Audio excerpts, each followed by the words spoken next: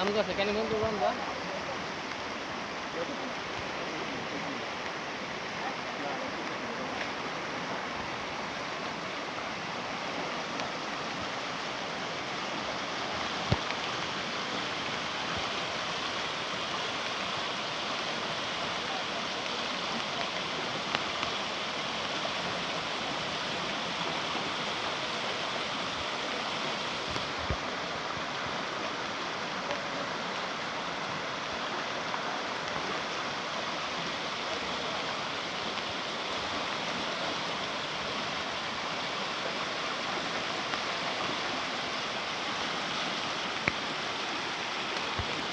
মোৰ নাম আশিকুৰ ৰহমান।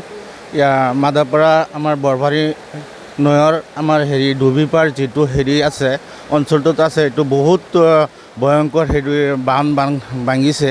এইটো আমাৰ ঘৰ আশে পাশে যিমান আছে এইটো 8-10টামান ঘৰো ভাঙিছে।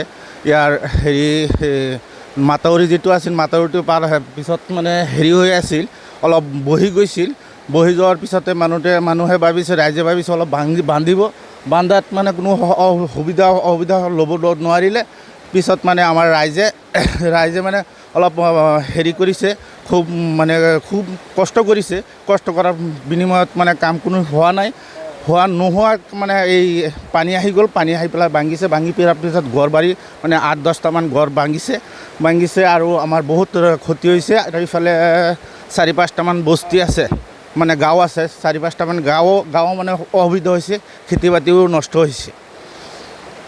গাঁও ৰমণী পথাৰ আছে, ৰজালি আছে, আমাৰ মাদাপাৰা আছে, আৰু এইফালে উজানমাৰীও যাব, বিৰিংগাড়ীও যাব। এইফালে এনেকৈ 4-5টামান গাঁও অসুবিধা হৈছে। এইটো বৰপানী নদীৰ পানী সোমাইছে এই সন্ধিয়াৰ পৰা 4টাৰ পিছত। মাথাউৰি এটা আছিল সৰু, মানে পিছত মাথাউৰিটো মানে পানী খয়ে মানে গৈছে, তলফালে গুচি গ'ল, বহি গৈছে। আপোনাৰ পানী সোমাইছে নে? পানী সোমাইছে মানে ঘৰ দুৱাৰ একদম ভাঙি পেলাই সব শেষ কৰি দিছে। আপোনাৰ কেইটা ঘৰ ভাঙিছে? 3টা ঘৰ। 3টা ঘৰ কি মাধৱপাৰা বৰপানী? বৰপানী নদী পাৰী। কেনেকৈ ভাঙিলে এইটো কওকচোন? এনেকৈ ভাঙিলে এইটো এই আগতে নদীত পৰিছে, ভাঙি পেলাই ৰাস্তা আধাখিনি ৰাস্তা নদীত পৰি গ'ল। তাৰপিছতে সেইখিনি যিখিনি আছিলে সেইখিনি এতিয়া পানী আহি পেলাই সেইখিনি খোৱাই লৈ গ'ল। এতিয়া পানীটো বাঢ়ি আছে, অলপ কমিছে মানে বুলি গম পাইছোঁ। আৰু বাকী ঘৰ ভাঙা নাই, হ'লেও পাকা ঘৰ মাটিৰ তলফালে খুলি লৈ গৈ আছে। বেলেগ মানুহৰ ভাঙিছে আৰু 4-5টা ইফালে পাকা ঘৰ ভাঙি আছে।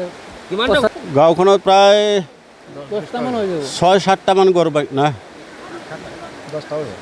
10টামান ঘৰ হ'ব ভাঙিছে।